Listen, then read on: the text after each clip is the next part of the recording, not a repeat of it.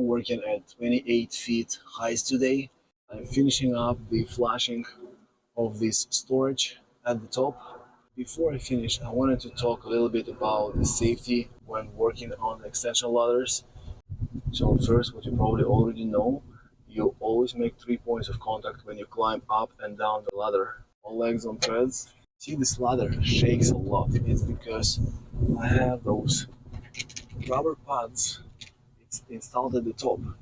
They are great for preventing cracking of the siding. They're not great because the ladder keeps shaking. So when you climb, and I have to be very careful, either hold the sides or hold the threads, and that's how you go.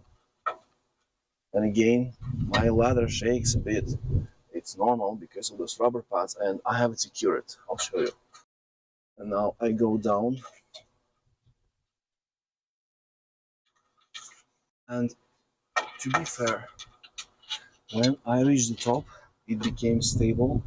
But unfortunately, with the narrow space, I have to put rubber pads. I cannot put stability attachment, so I have to climb, and it's only at the top.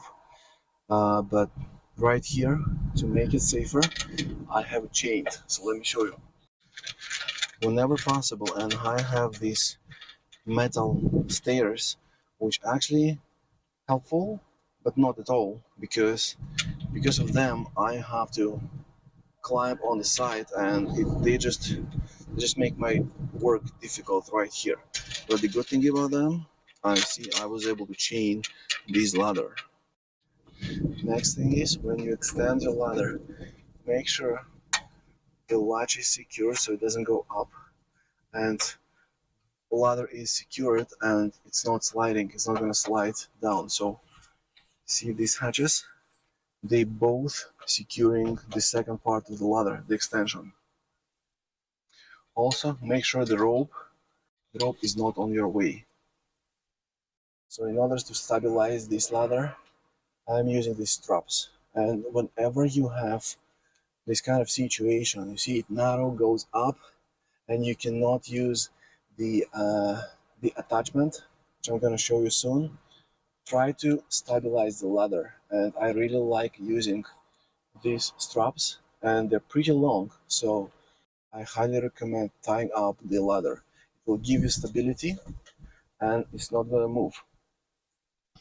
Now, if you work on uneven surface, you see I had to shim it here. And it's crucial that I roped it and I chained it because it's not gonna go away from the shimming. Now, when I was talking about stabilizing the ladder, I was talking about this thing. You attach it at the top, right there.